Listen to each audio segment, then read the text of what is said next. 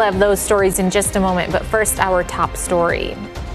Good evening. Sioux Falls Police Chief John Thum says the city is seeing more kids committing crimes with guns. And that includes the investigation into the city's most recent homicide at the Meadowland Apartments. The suspect is 18 years old, and court documents say that two 14-year-olds were involved in getting the guns used in the crime. KELOLAND's Jordan DeSmit sat down with the chief today to talk about the trend and what we can all do to keep kids out of trouble.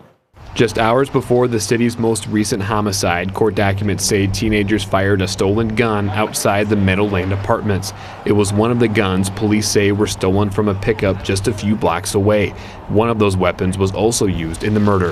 I think when I first started as a cop, to have juveniles with guns was a rarity at best, and now we just see more and more of it, and I think that's the trend that we continue to see.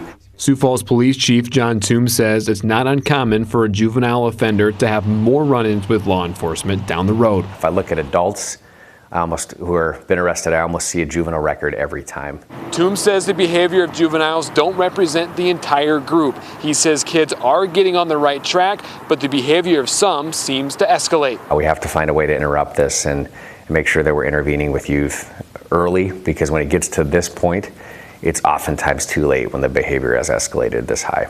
That's why the chief is encouraging people to step up and be a mentor. We as a community have a lot of interest in these stories when they come up. And again, I think I've said this past couple incidents now, let's use this interest and turn it into action and mentorship.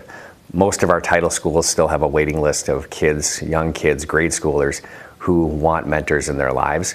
And I think it's easy for us to pay attention to the story and then forget about it 2 days later.